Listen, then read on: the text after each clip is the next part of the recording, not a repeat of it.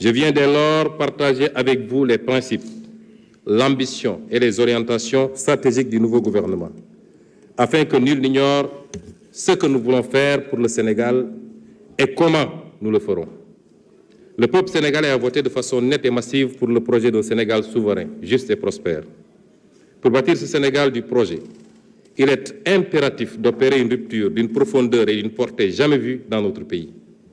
Jamais vue depuis notre accession à l'indépendance il y a 64 ans. En partant de la courbe plongeante de notre histoire. Le Sénégal d'hier, un pays modèle dans une Afrique conquérante, partie intégrante des grands empires et royaumes d'Afrique de l'Ouest du XIIe siècle à l'arrivée des premières puissances coloniales. Un pays de résistants, dont les populations ont su maintenir leur dignité, leur culture et leurs principes forts de savoir-être aux heures les plus sombres des razzias et de la colonisation, y compris au prix du sang et du sacrifice anonyme de leur vie. Ce fut le cas lors de ce grave mardi de Nder, où les femmes sénégalaises, par dizaines, ont préféré la mort à l'esclavage et au déshonneur. Ou ce jour tristement célèbre du 1er décembre 1944 à Thiaroye, où des hommes sénégalais, avec leurs frères africains, ont par dizaines préféré la mort à l'injustice et au déshonneur. Le Sénégal des indépendances, un modèle en Afrique de stabilité de ses institutions, la qualité insigne de ses élites politiques, diplomatiques, administratives ou même sociales et culturelles. Et enfin, de façon plus profonde encore, sa mixité, le brassage de ses ethnies et religions et la force de son commun vouloir de vie commune. Le Sénégal d'aujourd'hui, un modèle en panne dans une Afrique sacrifiée, un modèle de développement arrêté. 64 ans après son indépendance, le Sénégal est resté enfermé dans le modèle économique colonial, exportant ses matières premières, or, poissons, arachides, phosphate, zircon, pétrole et bientôt gaz, avec peu de valeur ajoutée et important les produits finis. L'énorme déficit de la balance commerciale de l'ordre de 5 300 milliards en 2023, presque 30% du PIB, qui se creuse d'année en année, montre combien notre économie est aujourd'hui peu compétitive. Cela s'est traduit par une croissance trop faible et trop fragile. La croissance annuelle moyenne de 1960 à 2023 a été seulement de 3,1%, face à une population qui a augmenté en moyenne de 2,7% par année. Le revenu réel par habitant n'a jamais décollé, et les Sénégalais sont aujourd'hui quasiment au même niveau de revenus qu'au moment de l'indépendance, voire plus pauvres, si l'on tient compte de toutes les richesses qui s'expatrient avec les revenus des investissements des groupes étrangers. Cette faible croissance est par ailleurs concentrée sur quelques zones du territoire, notamment le triangle Dakar-Thiès-Mbour. Au final, la triste réalité des chiffres depuis l'indépendance montre que notre pays est enfermé dans un cercle vicieux de sous-développement et de pauvreté, avec des matières premières locales peu valorisées, un secteur privé national qui ne décolle pas, des filières peu compétitives, une croissance structurellement faible et fragile et un territoire national peu aménagé et pauvre. Un modèle social en crise aiguë, avec notamment une jeunesse désabusée, sans perspective dans son propre pays. Chaque année, le nombre d'emplois formels créés est très largement inférieur au nombre de jeunes arrivant sur le marché du travail. Une justice où l'action de quelques-uns a fait perdre la confiance de presque tous. Une école où l'on désapprend bien souvent et où l'on déséduque encore plus. Un modèle démocratique fortement fragilisé, qui a su rester debout grâce à la résilience des millions de Sénégalais, d'Est en Ouest, du Nord au Sud. Notre peuple, notre précieuse démocratie a vacillé, mais elle a tenu. Dieu merci. Hommage au peuple sénégalais, en particulier à sa jeunesse, pour la lutte qu'il a menée pour préserver ce modèle démocratique, cette force vitale pour la résistance démocratique. Chers jeunes, chers concitoyens, nous devons désormais la mobiliser pour le développement du pays. Toutes ces régressions que je viens d'énumérer de notre pays s'illustrent de la manière la plus dramatique dans la situation que nous avons héritée du régime sortant. Je m'en vais vous faire en quelques lignes l'état des lieux. et les mesures immédiates de redressement, puisque le programme ou les projections que je vous ferai plus tard ont déjà démarré depuis 8 mois. Monsieur le Président de l'Assemblée nationale, honorables députés, les actes que le Président de la République a posés depuis sa prise de fonction manifestent clairement ce tournant que notre nation se doit de prendre pour restaurer le crédit de l'État et de l'administration publique devant le peuple, ainsi que pour redresser toutes les dérives précitées. En effet, dès sa prise de fonction, il a chargé le gouvernement de mettre en place un plan d'action d'urgence dans l'attente de l'adoption du nouveau référentiel des politiques économiques et sociales. Dans ce cadre, le gouvernement a enregistré d'importantes réalisations au cours de ces 8 derniers mois qui ont balisé le chemin à la vision d'un Sénégal souverain, juste et prospère, ancré dans les valeurs fortes. Nous nous sommes tout d'abord attaqués à la mère des batailles, à savoir l'établissement de la situation de référence des finances publiques, de l'état des lieux des contrats au niveau des secteurs stratégiques et la reddition des comptes. Bref, un Sénégal juste puisque transparent et au meilleur standard de la bonne gouvernance. À cet égard, nous ne pouvions pas nous imaginer un seul instant que le mal était si profond. L'audit des finances publiques sur la période du 1er mars 2019 au 31 mars 2024 est à ce point particulièrement révélateur des dérives du précédent régime, avec notamment les niveaux du déficit budgétaire et de la dette publique minorés. Cette situation a eu notamment comme conséquence la suspension des financements attendus en 2024 du Fonds monétaire international et de la Banque mondiale et le gel du programme économique et financier appuyé par le FMI. C'est le lieu, une fois de plus, de rendre hommage au président de la République qui a préféré sacrifier à cet exercice de transparence plutôt que de démarrer son magistère dans le mensonge. Il nous est également paru indispensable, dans l'environnement laxiste ayant prévalu durant le dernier régime, de procéder à la revue de tous les contrats signés dans les secteurs stratégiques, en vue de nous assurer de leur conformité à notre législation. Maximiser les retombées économiques et sociales pour notre pays et préserver les ressources pour les générations futures. Outre ces travaux, l'exigence de reddition des comptes a été étendue aux nombreux chantiers payés non achevés, les hôpitaux, les écoles et universités en construction, les maisons de la jeunesse, et j'en passe, aux soupçons de corruption, de surfacturation et de détournement de fonds dans des projets et sociétés d'État. Toujours dans ce registre, il a été procédé à l'audit des ressources humaines, trouvées sur place par les différents ministres à leur prise de fonction pour traquer tous les recrutements indus sous la forme de personnel contractuel. Pour donner une idée de l'ampleur des pratiques du régime précédent, le ministère en charge de la fonction publique a recensé environ 29 000 contractuels recrutés en marge de la réglementation en vigueur. De même, pour marquer une rupture nette dans le sens de la bonne gouvernance, le président de la République, le Premier ministre et l'ensemble des membres du gouvernement ont procédé à la déclaration de leur patrimoine dans les délais fixés. Enfin, de graves scandales ont été décelés dans la gestion foncière, qu'il s'agisse de l'occupation du domaine public maritime ou de l'accaparement de terres sans commune mesure par des privés et des sociétés civiles immobilières écrans, au niveau des lotissements des zones foncières, effectuées notamment à Dakar, à Thiès, en particulier à Mbourkat. De manière plus grave et répréhensible, il est à noter de la prévarication et de la privatisation du patrimoine foncier et bâti de l'État. Pour rester dans ce registre de la bonne gouvernance, je voudrais également évoquer les avancées majeures enregistrées dans l'administration de la justice, dont le fonctionnement a été notablement instrumentalisé par le régime sortant. Une des réalisations majeures dans ce domaine au cours des 8 derniers mois a été l'organisation des assises de la justice avec la participation inclusive des citoyens. Les autres réalisations ou initiatives lancées ont trait à la protection des lanceurs d'alerte, la modernisation de l'administration pénitentiaire et la prise en charge judiciaire des dossiers des victimes de la période préélectorale. À cet effet, en plus de l'inscription budgétaire de crédits destinés aux victimes, il sera proposé à votre auguste Assemblée, dans les semaines à venir, un projet de loi rapportant la loi d'amnistie votée le 6 mars 2024 par la précédente législature. Pour que toute la lumière soit enfin faite et les responsabilités établies de quelque bord qu'elles se situent. Il ne s'agit pas ici de chasse aux sorcières, encore moins de vengeance, car aucun sentiment de revanche ne nous anime. Loin de là, il s'agit simplement de justice, pilier sans lequel aucune paix sociale ne peut être garantie.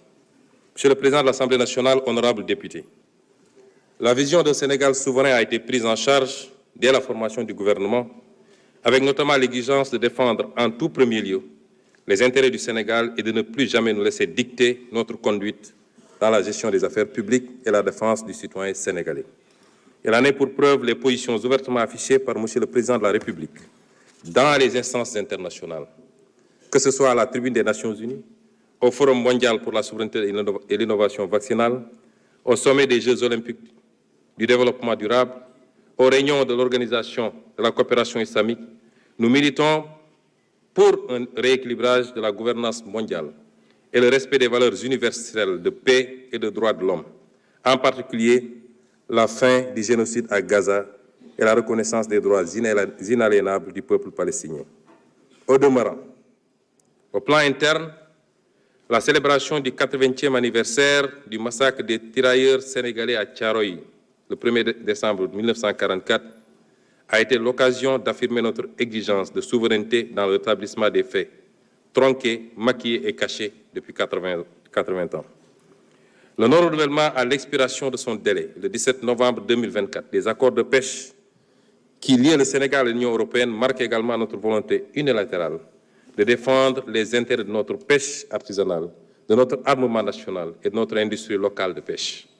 Concernant la souveraineté monétaire de l'Union monétaire ouest-africaine, notre gouvernement a eu des échanges avec la BCEAO sur l'état et les perspectives de mise en œuvre de la réforme du franc CFA.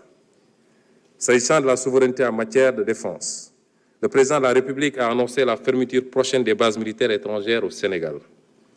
De toutes les bases militaires au Sénégal. Enfin, pour ce qui est de la politique étrangère du Sénégal, de nouvelles bases ont été jetées, à savoir le retour à l'orthodoxie dans la représentation diplomatique sénégalaise à l'étranger, avec l'accréditation de diplomates de carrière ainsi que le focus mis sur le renforcement des liens de coopération avec les pays africains. Monsieur le Président de l'Assemblée nationale, honorables députés, le renouveau du Sénégal au plan intérieur et extérieur ne peut réussir sans une administration publique efficace et dotée d'éthique et de déontologie, ainsi que des sociétés publiques et parapubliques régies par une stricte gouvernance financière. Cela a été martelé par le Président de la République et suivi d'action à l'issue du premier Conseil des ministres avec sa lettre du 8 avril 2024 transmise individuellement à chaque agent de l'État pour les inviter à la droiture, la probité et l'exemplarité, toujours au travers des principes du Jubal et du Jubbanti. Nous avons écouté et compris, Monsieur le Président de l'Assemblée nationale, honorables députés, la demande citoyenne pour une meilleure gouvernance du pays. Mais nous avons également accordé une priorité au cours des 8 derniers mois à la demande sociale des Sénégalais qui veulent une meilleure qualité de vie. À cet égard, nous nous sommes attaqués à la vie chère en mettant en place, dès le mois de juin 2024, dans un contexte de finances publiques en détresse, des mesures de réduction des prix de denrées de première nécessité. Concernant le coût du carburant et de l'électricité, les mesures utiles ont été prises pour le rétablissement de l'orthodoxie dans la passation des marchés d'approvisionnement en hydrocarbures et la diversification de leurs sources. S'agissant du cadre de vie des Sénégalais, notre gouvernement a engagé depuis le mois d'avril de fortes initiatives pour la gestion des inondations et les crues, pour le fonctionnement régulier du ramassage des ordures par l'appurement des arriérés.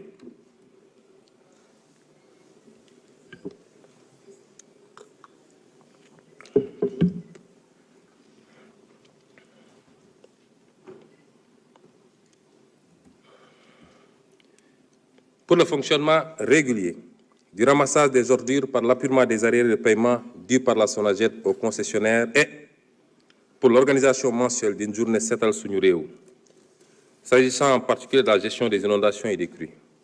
Des sommes conséquentes ont été dégagées pour faire face, nous amenant à demander un audit du programme décennal de gestion des inondations et du programme d'assainissement des 10 villes qui ont englouti respectivement 285 milliards de francs CFA et 77 milliards de francs CFA sans résultat tangible. Monsieur le Président de l'Assemblée nationale, honorables députés, dans le domaine de l'équité sociale, préoccupation prioritaire pour le gouvernement, nous nous sommes attelés à gérer l'impact des contraintes de finances publiques sur le paiement des bourses de sécurité familiale, avec l'appurement des arriérés prévus au cours du premier trimestre 2025. L'équité sociale s'est également manifestée sur tout le territoire national. À chaque fois que des catastrophes naturelles ou des accidents sont remarqués par des appuis financiers et en nature, notamment à la suite des inondations, des crues des fleuves Sénégal et Gambie, des accidents routiers et j'en passe. Monsieur le Président de l'Assemblée nationale, honorables députés, mon gouvernement a pris résolument en charge un maillon essentiel de notre développement économique et social au cours des 8 derniers mois, à savoir le capital humain, en particulier le secteur de l'éducation et de la formation. 2 conseils interministériels ont été consacrés à la préparation des examens au concours ainsi qu'à la rentrée scolaire. D'importantes décisions ont été prises à l'issue de ces conseils, parmi lesquelles la résorption du déficit d'enseignants, l'élimination progressive des abris provisoires, la prise en charge de la problématique du défaut de pièces d'état civil des élèves, le paiement des primes et indemnités d'examen. Mon gouvernement se préoccupe fortement des taux d'échec élevés du CFE, 34,5%, au BFM, 26% et au baccalauréat, 49,5%. Cela signifie qu'une proportion significative de nos enfants quittent l'école sans diplôme correspondant à leur cycle scolaire. Nous devons y remédier. Dans le domaine de l'enseignement supérieur, le défi majeur en cours de prise en charge est la transformation systématique du secteur avec la mise en place imminente d'un comité de pilotage chargé de proposer au Président de la République des mesures pertinentes. À cette fin, d'ores et déjà, les actions requises pour le rétablissement du calendrier universitaire et la pacification de l'espace universitaire ont été engagées.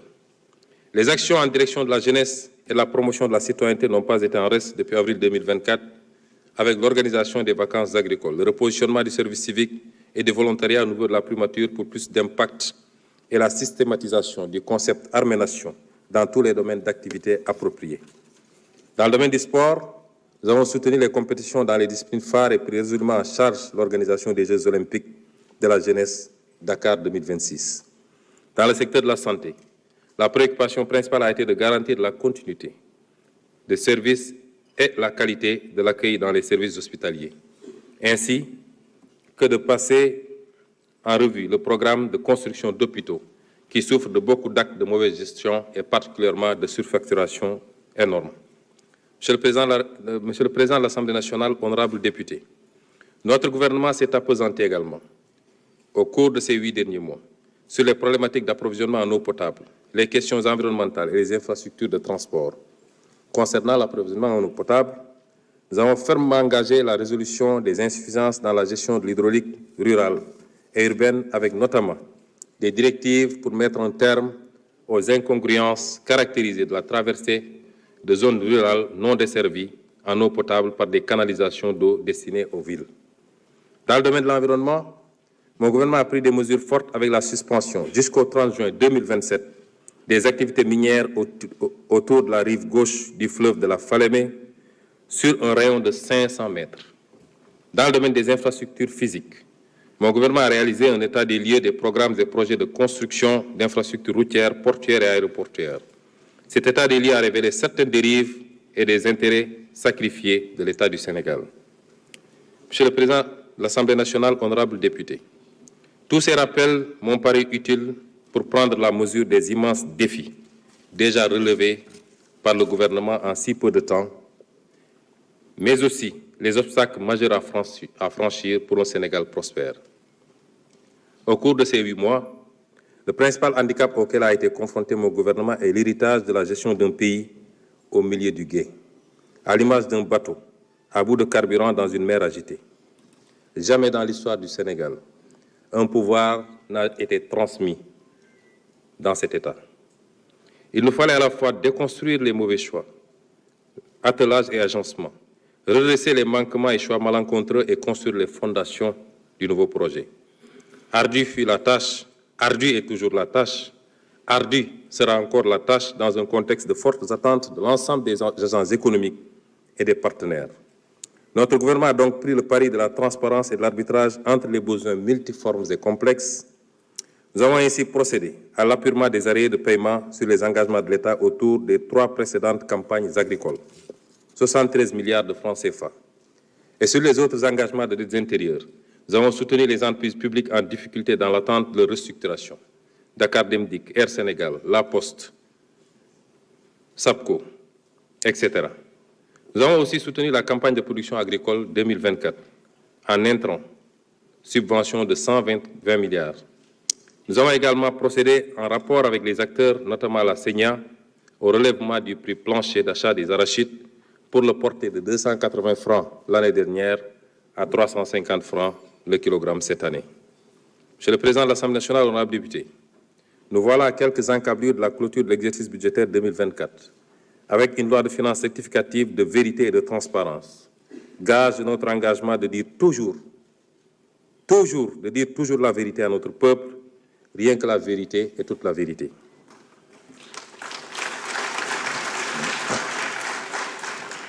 Nous n'avons pas pu tout faire, nous n'avons pas pu tout satisfaire tout un chacun malgré notre extrême conscience de l'impact sur les opérateurs économiques qui ont eu à contracter avec l'État avant l'arrivée au pouvoir de notre régime. Certains d'entre eux sont malheureusement, à tout le moins, co-auteurs avec l'État des dérives constatées, en acceptant d'exécuter des marchés par anticipation et quelquefois sans contrat. Nous évaluerons la situation de chacun et procéderons au paiement selon les moyens de l'État durant l'année 2025. Nous avons également lancé les audits fiscaux pour lutter contre la fraude fiscale et l'évitement fiscal. Cet exercice de construction, cet exercice de déconstruction, redressement et construction nécessite un dialogue social fécond. Dans ce cadre, sur les directives du Président de la République, nous avons établi une situation de référence des revendications sociales que nous traiterons dès le début de l'année 2025, au travers de rencontres avec les organisations syndicales.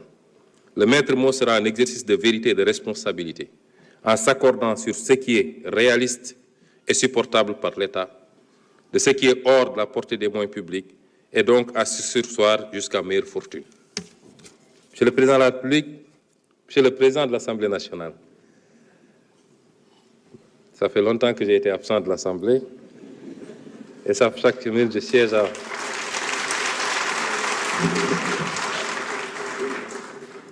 Monsieur le Président de l'Assemblée nationale, honorables députés, ces 8 derniers mois ont été également consacrés à un Sénégal ancré dans des valeurs fortes, qu'elles soient culturelles ou religieuses. Dans le domaine de la culture, nous avons renforcé les acquis culturels et engagé des réflexions pour le renouveau culturel du pays. Nous avons également répondu à une vieille doléance des artistes en adoptant en octobre 2024 un décret sur la rémunération de la copie privée.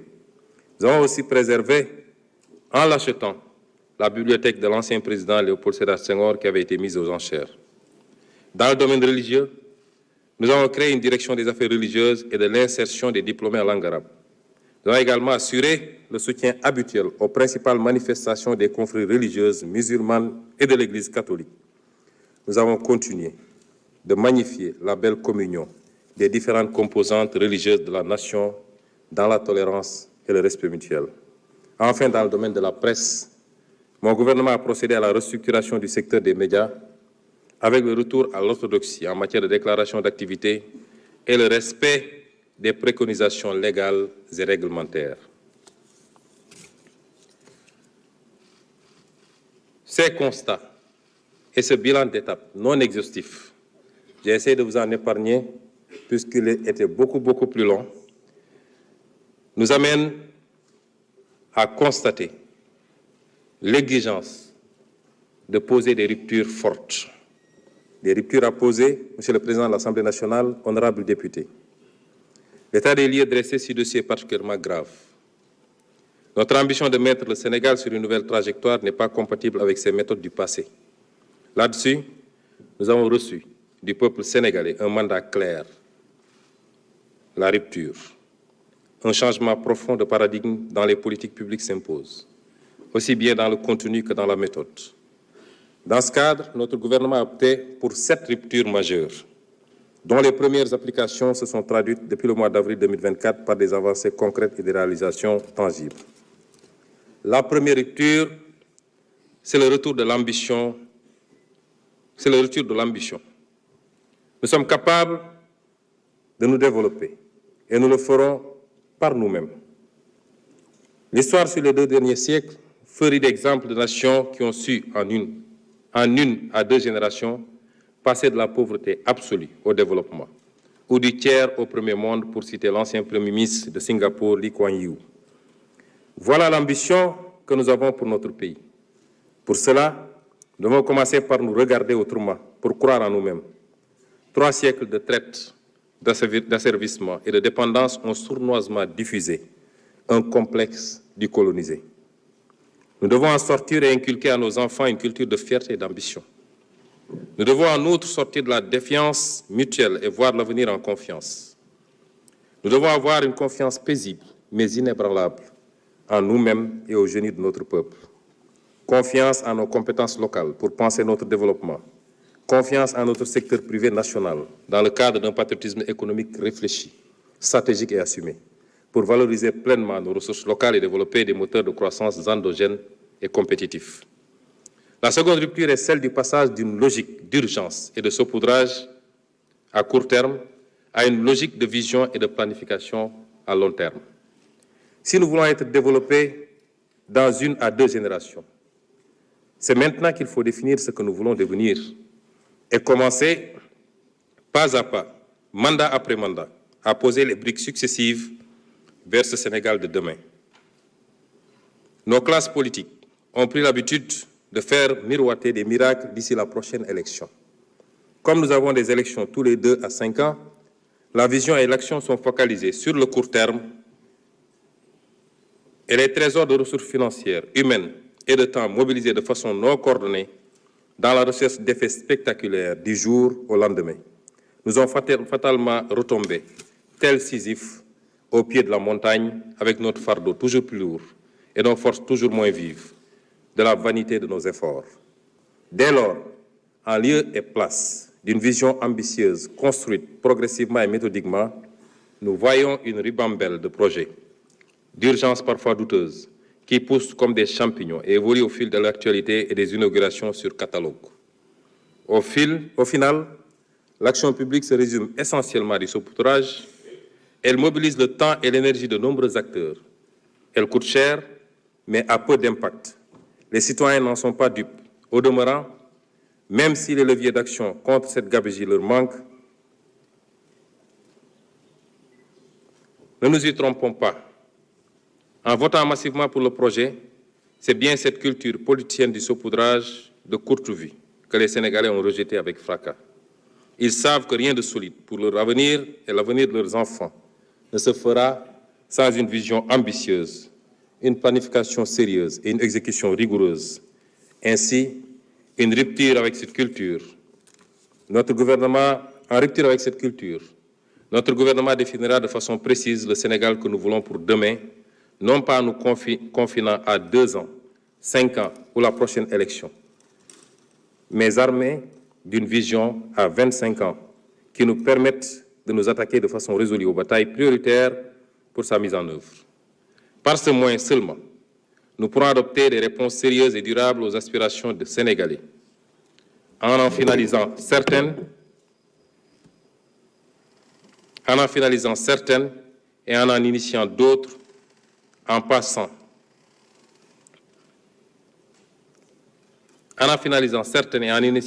initiant d'autres et passant le témoin de génération en génération, en nous étant assurés que des fondements solides sont en place et les jalons posés. Pour chacune de ces batailles,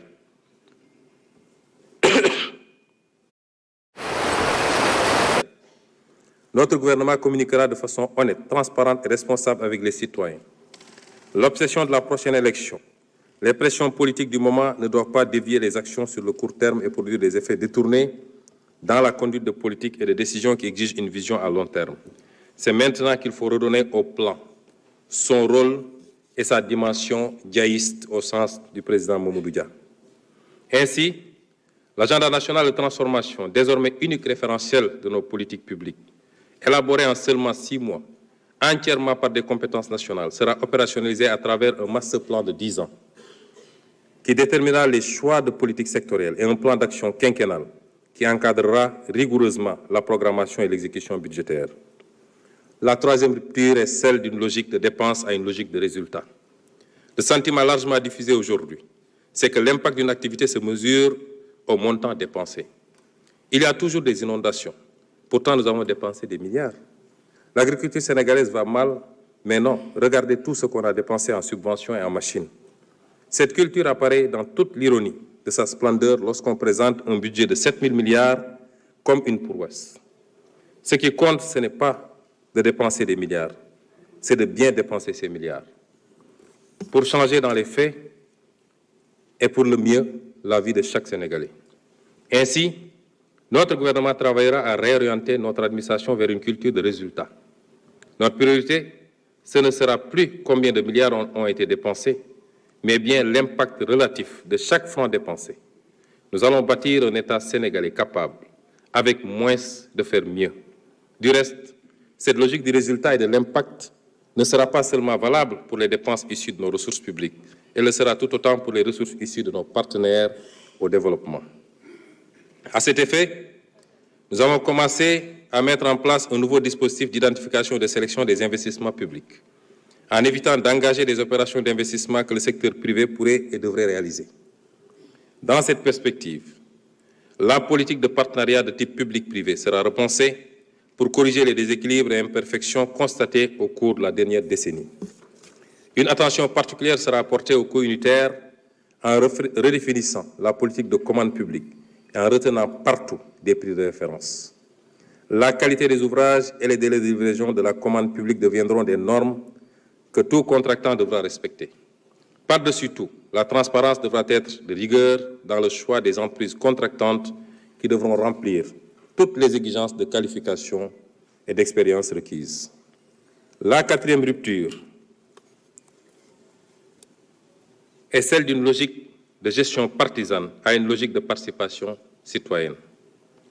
Notre ambition pour le Sénégal ne peut réussir sans une adhésion durable des populations et sans la participation de tous à la construction commune d'un Sénégal nouveau. En votant pour le projet, les Sénégalais ont également rejeté cette façon de faire de la politique, où l'on proclame la main dans le cœur, la main sur le cœur, que la patrie viendra avant le parti, et où chaque acte posé démontre le contraire. Nous ne voulons plus d'une gestion du pays qui se résume à la gestion partisane d'une clientèle politique.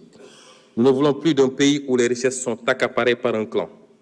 Nous voulons, au contraire, un pays où les ressources du pays sont gérées au profit de tous et où le mérite est plus important que l'appartenance familiale, ethnique ou politique. La cinquième rupture consacre le passage d'une gestion centralisée à outrance à une logique de gestion déconcentrée, une logique, disons, territorialisée.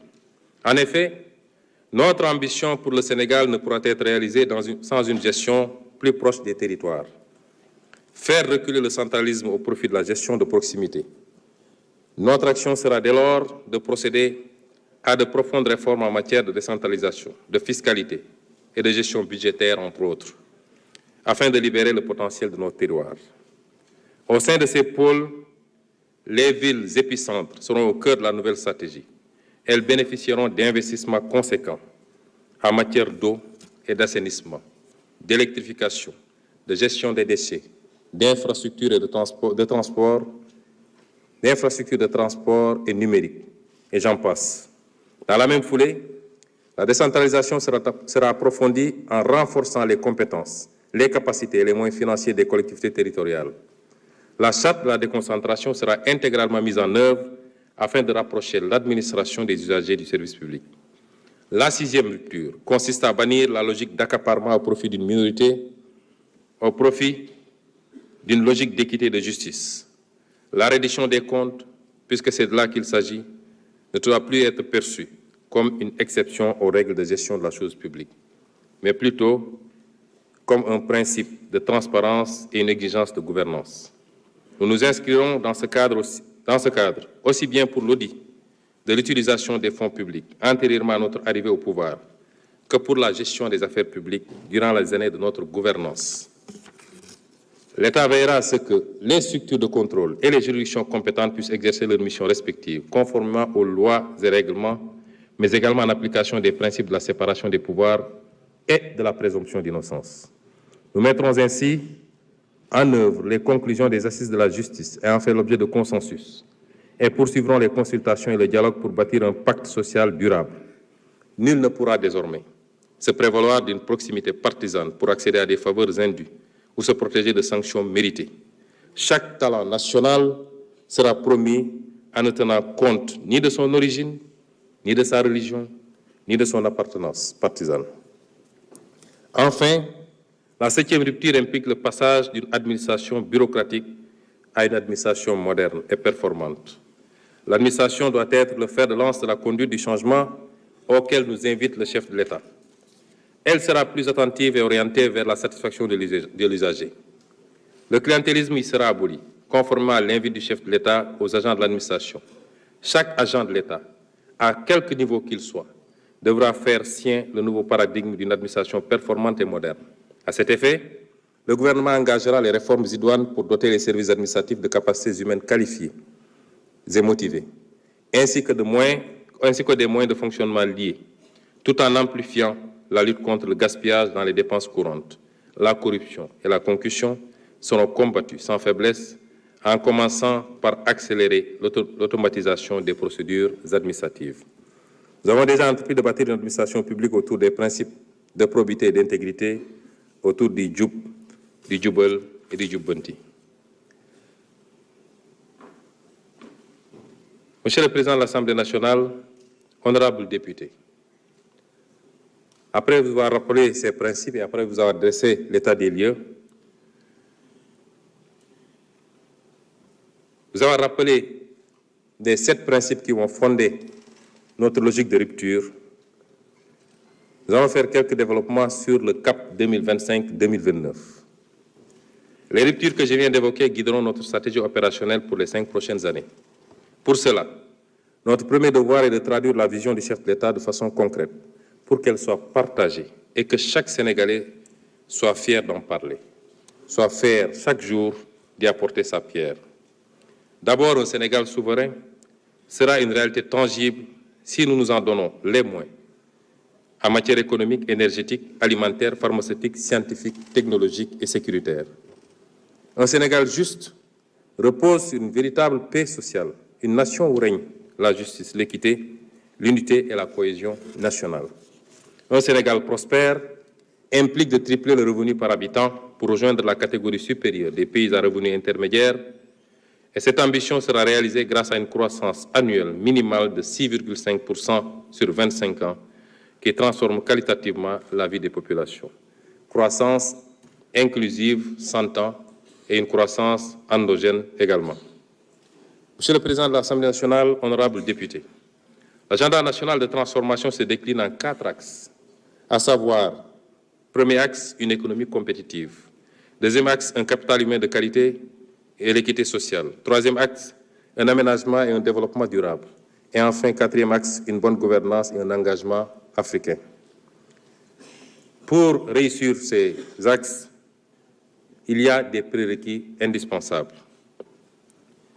Les conditions de succès de cette vision reposent sur des prérequis relatifs à la présence d'un État stratège, sachant anticiper les mutations, sachant planifier les actions, sachant réguler efficacement et dans la transparence les politiques publiques. Ces prérequis ne sont toutefois pas des conditions suffisantes dans le cas des pays en développement comme le Sénégal, fortement dépendants des flux de financement et d'investissements étrangers. Il leur faut impérativement résoudre cette problématique de dépendance en relevant sensiblement leur capacité de mobilisation de ressources internes au travers de la politique fiscale, l'approfondissement du marché du crédit bancaire et du marché financier, mais surtout la promotion de mécanismes alternatifs de financement. Concernant la politique de relèvement sensible des recettes de l'État, la fiscalité, et il ne faut pas que les Sénégalais en aient peur, parce qu'elle est la base et le soutien de toute action politique et de toute capacité à relever l'offre de biens et services publics. La fiscalité est certainement le maillon le plus important de la politique budgétaire. Cependant, le Sénégal peine à mobiliser de manière optimale les recettes fiscales, principal instrument de financement souverain. Aujourd'hui, nous sommes à un taux de pression fiscale d'un peu moins de 18%, en deçà donc du ratio de 20% fixé par le critère de convergence de l'UEMOA. Notre ambition est d'atteindre et de maintenir un taux de pression fiscale supérieur ou au moins égal à 20%, ce qui correspondrait à des recettes additionnelles de plusieurs centaines de milliards annuels. Ce résultat est largement à notre portée si notre système fiscal et notre administration fiscale et nos administrations fiscales et douanières qui l'exécutent sont purgées des tares qui plombent leur action. Il s'agit notamment de juguler le phénomène incontrôlé des niches fiscales avec son corollaire mal ou sous-évalué de perte de recettes. Monsieur le Président de l'Assemblée nationale, honorables députés, dans le cadre de l'ambitieuse réforme fiscale que je propose, mon gouvernement s'engage ici et maintenant à formuler et à mettre en œuvre des mesures fortes de rationalisation des dépenses fiscales afin de réduire progressivement l'impact des exonérations sur la mobilisation des recettes, tout en restaurant des marges budgétaires pour le financement de notre politique économique et sociale. Notre politique fiscale conciliera le besoin de mobilisation des recettes fiscales à la politique de promotion des investissements dans le pays. Pour relever ce défi, le Sénégal procédera à l'évaluation d'impact économique et social des avantages fiscaux au-delà des évaluations budgétaires habituelles. Aujourd'hui, l'analyse des données sur les dépenses fiscales donne l'impression d'une générosité sans contrôle de l'État, pour des résultats dont l'efficacité n'est pas démontrée. Ces dépenses évaluées sur la période 2019-2022 s'élèvent à 2 232 milliards de francs CFA. Cet exercice devrait être un instrument de pilotage permettant d'apprécier l'efficacité et l'efficience des dépenses fiscales. Ainsi, nous élargirons le périmètre de l'évaluation des dépenses fiscales, c'est-à-dire celui des mesures recensées et évaluées, à travers l'audit exhaustif de toutes les mesures tendant à baisser le poids de la fiscalité pour une activité économique ou une catégorie socio-professionnelle de citoyens contribuables. Une nouvelle matrice des mesures dérogatoires devra être dressée à fin décembre 2025. Le gouvernement travaillera également sur la rationalisation des exonérations relatives, premièrement à l'impôt sur les sociétés des cimenteries, l'impôt sur le revenu, notamment par une réactualisation du barème progressif, aux consommations de la tranche sociale des livraisons d'eau et d'électricité, pour ne viser que les consommateurs les plus défavorisés. Les nombreuses conventions fiscales conclues par le Sénégal seront également examinées. Au terme des divers recoupements, à ce jour, le Sénégal disposerait de 18 conventions fiscales bilatérales en vigueur. Cette politique est un véritable boulevard à la fraude et à l'évasion fiscale. C'est pourquoi, conformément aux directives du Président de la République, nous procéderons au retrait du Sénégal de toute convention bilatérale avec un paradis fiscal et renégocierons les clauses défavorables des conventions conclues avec des États à fiscalité normale lorsque ces conventions nous sont défavorables. Nous lancerons le chantier de la rationalisation des mesures dérogatoires éparpillées dans plusieurs textes, le Code minier, les zones franches industrielles, le régime d'entreprise France d'exportation, le Code pétrolier, le Code des télécommunications, le Code des investissements, et le rapatriement dans un seul corpus, qui est le Code général des impôts, qui sera un chantier prioritaire. Monsieur le Président de l'Assemblée nationale, honorables députés, en plus de ces mesures, il sera procédé à une vaste réforme du Code général des impôts en agissant inversement sur les taux et l'assiette d'imposition. Pour nous, et j'insiste, pour nous, élargir l'assiette fiscale tout en abaissant graduellement les taux d'imposition moyens est la stratégie appropriée pour parvenir à une fiscalité efficace et équitable. Faire payer moins à chaque Sénégalais, mais faire payer à tous les Sénégalais. Pour ce qui est de l'assiette, par exemple, la correcte fiscalisation de secteurs à fort potentiel, tels que l'immobilier, le foncier et l'informel, est un impératif budgétaire prioritaire. Par ailleurs, nous procéderons à la réinstauration du dispositif de contrôle et de taxation des appels entrants, supprimé en 2012, juste quelques mois après l'arrivée au pouvoir du précédent président de la République. Initialement, la taxation sur les appels entrants devait permettre à l'État d'engranger des recettes parafiscales de l'ordre de 50 milliards par année. Ce cadeau fiscal bien généreux ne se fondait sur aucun argument techniquement documenté et économiquement justifié si ce n'est le respect d'engagement de campagne auprès du patronat étranger du secteur des télécommunications.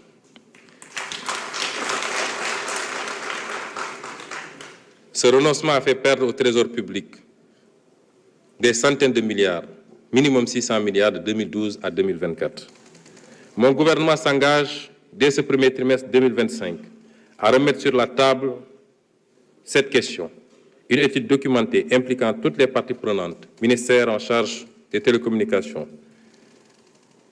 ministère en charge des finances, ARTP, Direction générale des impôts et des domaines, opérateurs de téléphonie, associations de consuméristes, sera réalisée. Sur cette base, une nouvelle réglementation instituant un système de contrôle et de taxation des communications téléphoniques internationales entrant en République du Sénégal sera adoptée.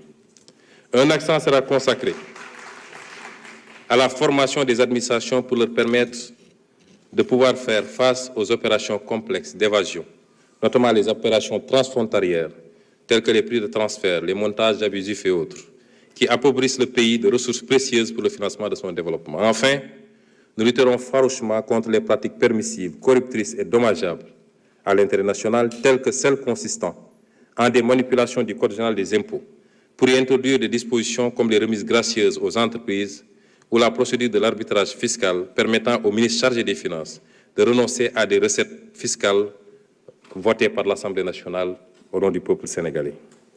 S'agissant de la douane, le système de douane de dédouanement du Sénégal étant ad valorem, c'est-à-dire basé sur la valeur transactionnelle des marchandises, il entre souvent en contradiction avec la volonté de l'État d'élaborer des politiques de soutien au pouvoir d'achat des populations qui nécessitent l'adoption de méthodes ad hoc.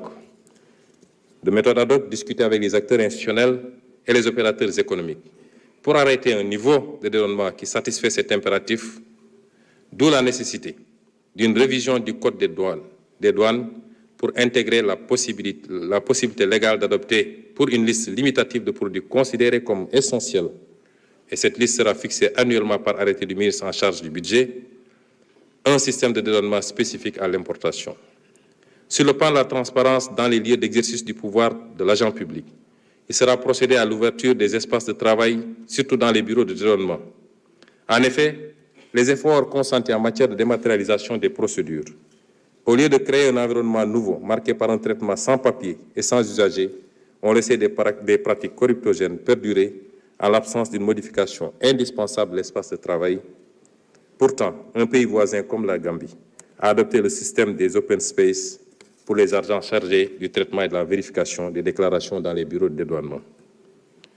Les chantiers ambitieux en matière de digitalisation des procédures douanières et des formalités du commerce extérieur vont être accompagnés d'une réforme des structures qui les portent, notamment les bureaux de dédouanement hérités de la colonisation et ne répondant plus aux exigences modernes du service à l'usager.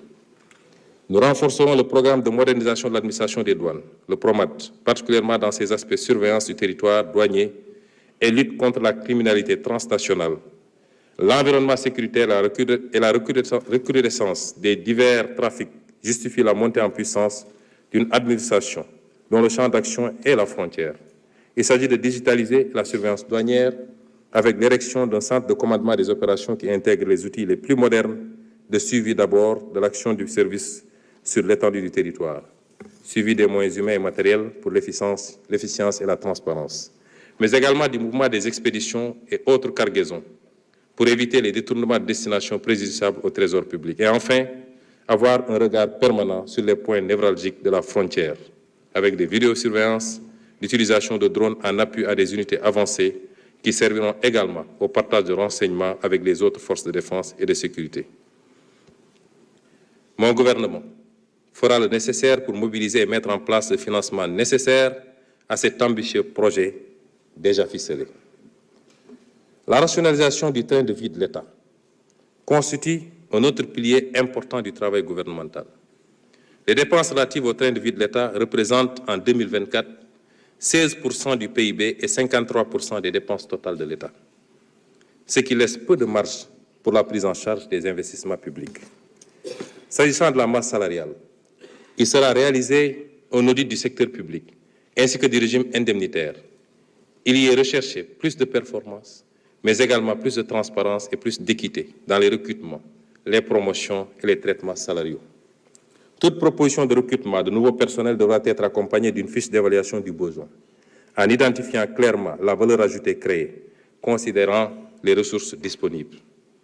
Nous mettrons en œuvre dès 2026 un budget à base zéro, ce qui nous donnera l'occasion de traquer toutes les niches de gaspillage qui figurent année après année dans les dépenses courantes, sous la rubrique intitulée « Services votés ». Les mesures nouvelles des budgets programmes seront également minutieusement étudiées. Dans la même veine, des audits organisationnels seront menés dans les différents services publics afin de rationaliser dans tous les domaines l'architecture et la structuration des administrations, agences et entreprises publiques et parapubliques. La mise en place d'un système de centralisation des achats de mobilier et des fournitures permettra de rationaliser la commande publique et de faire des économies substantielles, tout en privilégiant systématiquement le mobilier national dans le choix. Les mesures de rationalisation des dépenses courantes s'accompagneront d'une amélioration de l'efficacité dans le choix et dans l'exécution des investissements publics. Désormais, l'inscription d'un projet d'investissement dans le budget devra préalablement et systématiquement passer par les processus de maturation et être présenté devant un comité national de sélection des investissements publics afin de nous assurer notamment de son alignement à la vision Sénégal 2050 et de sa soutenabilité budgétaire. Dans cette même veine, le potentiel national d'économie d'énergie, évalué à 28% des consommations énergétiques du pays, dont 36% pour le sous-secteur de l'électricité, 18% pour celui des hydrocarbures et 40% pour les combustibles de cuisson, sera exploité à fond pour les marges qu'il permettra de dégager sur le coût des subventions d'État et sur la consommation énergétique de l'administration. Ces marges évaluées à 15%. En plus des effets positifs induits sur le portefeuille des ménages et les capacités de la Sénélec, c'est-à-dire 320 gigawatts à moyen terme et 2587 gigawatts à long terme, et un écrêtement de la pointe du réseau électrique de 441 mégawatts. Ces réformes seront difficiles. Elles seront difficiles. Ces réformes seront difficiles. Mais elles constituent le socle de notre nouvelle gouvernance budgétaire et financière. Elles nous permettront de nous projeter dans une nouvelle trajectoire budgétaire qui alliera une consolidation progressive vers un déficit budgétaire de 3% dans un horizon d'au maximum 3 ans. Je rappelle que l'audit des finances publiques a révélé un déficit public de plus de 10% contre 4,7% initialement annoncé par le régime sortant. Donc d'aller vers un déficit budgétaire de 3% dans un horizon d'au maximum 3 ans et une prise en charge maîtrisée des investissements structurants et de soutien à la production, ainsi que des dépenses sociales et climato-sensibles. Conséquemment, l'encours actuel de la dette publique, qui a atteint des proportions difficilement soutenables, c'est-à-dire plus de 85% contre 74% initialement annoncé, devrait être ramené sous la barre des 70% au plus tard en 2029. Monsieur le Président de l'Assemblée nationale, honorables députés, je demeure convaincu qu'il ne peut y avoir de développement sans investissement domestique en monnaie locale. Il ne peut pas y avoir de développement sans investissement domestique en monnaie locale. C'est fort de ce constat que mon gouvernement compte faire de la promotion des mécanismes innovants de financement le principal levier de mobilisation de ressources domestiques auprès des ménages, des entreprises non financières et des investisseurs institutionnels. En ce qui concerne les ménages, la stratégie de mobilisation des financements nécessaires à l'exécution des programmes et projets, la stratégie nationale de développement 2025-2029, intégrera l'intérêt à susciter auprès des Sénégalais pour leur participation financière à l'effort de transformation structurelle. À cet égard,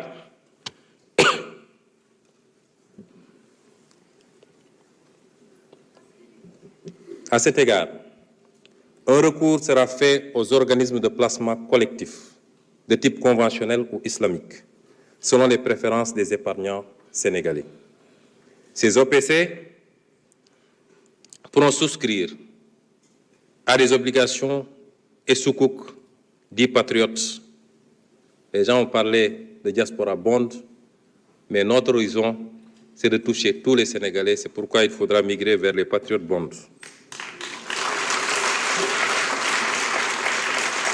Ces OPC donc pourront souscrire d'abord à des obligations et soucoupes dits patriotes émis par le Trésor public ou par des sociétés de projet pour les grands travaux figurant dans le référentiel. Ils pourront souscrire à des actions de sociétés publiques ou parapubliques, soit dans le cadre de la constitution de leur capital social, de leur augmentation ou de l'ouverture de leur capital social.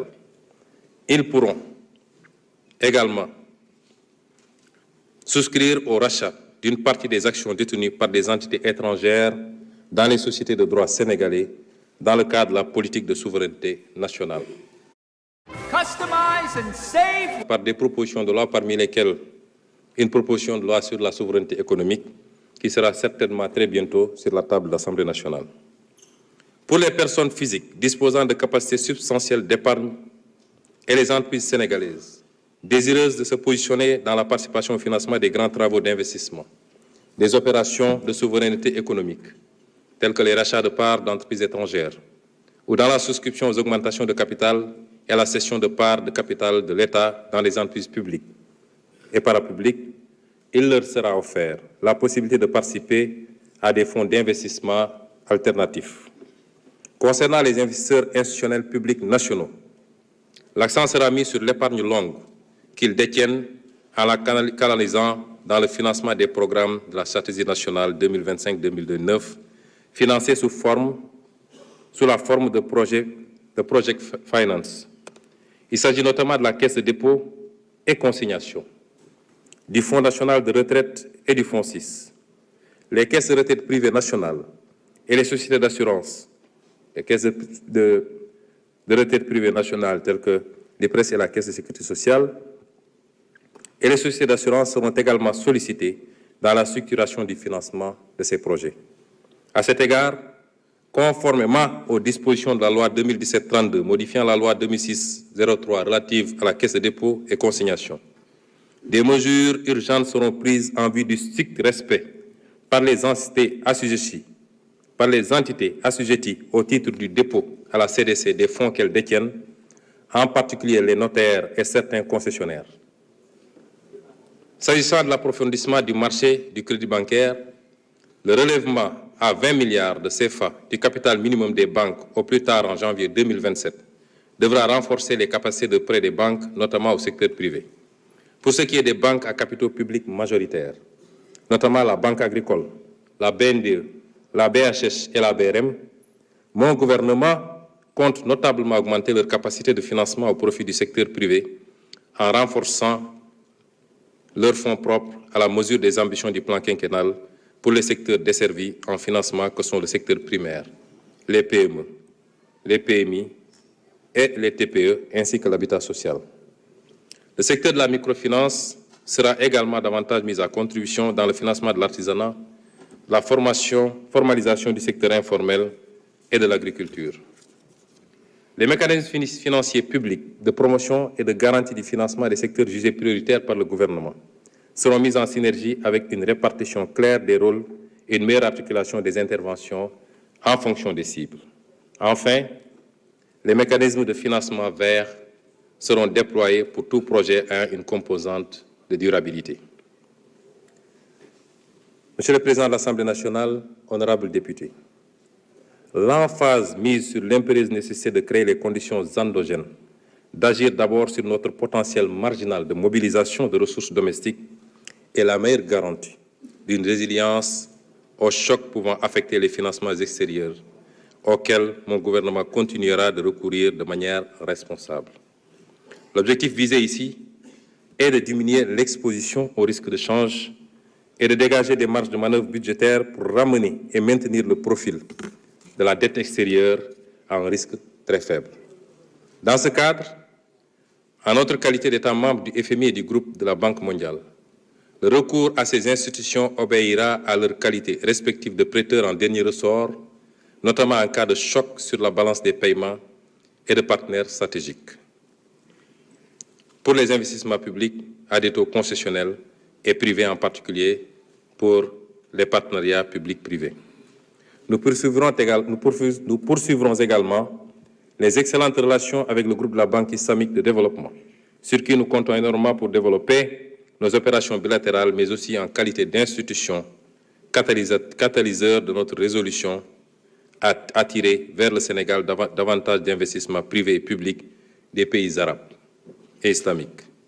Nous nous appuierons aussi sur la Banque africaine de développement, partenaire historique du Sénégal, mais aussi sur les institutions multilatérales sous-régionales, telles que la BOAD, la BIDC, la BADEA, la BEI, ainsi que tous les autres multilatéraux désireux d'intervenir dans notre pays.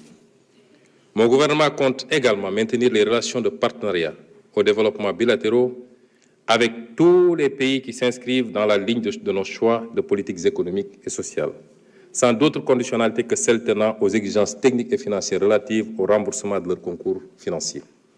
Par ailleurs, nous continuerons en cas de besoin de procéder à des émissions d'euro-obligations et de sukuk, principalement sous la forme de project finance et, dans une certaine mesure, pour la gestion du risque de refinancement des obligations au sukuk échu ou à échoir. Bref, nous maintiendrons avec la communauté financière internationale et les marchés les meilleures relations possibles, d'une part dans le respect des intérêts du Sénégal et d'autre part avec l'exigence d'une introspection de leur part sur les inerties de leurs règles et attitudes qui n'ont pu prévenir la situation désastreuse des finances publiques héritées du régime précédent. Monsieur le Président de l'Assemblée nationale, honorables députés, après vous avoir entretenu des financements, qui me semble être l'aspect le plus important, j'ai toujours tendance à dire que quel que soit le programme qu'on me présente, la première question que je pose, c'est avec quoi il sera financé. Je vais vous entretenir maintenant des programmes et projets. Nous nous sommes voulus ambitieux, à la mesure certes des attentes des Sénégalais, mais surtout de la conviction ferme des potentialités de notre pays en ressources naturelles, mais également humaines. Mon gouvernement s'engage à bâtir une économie à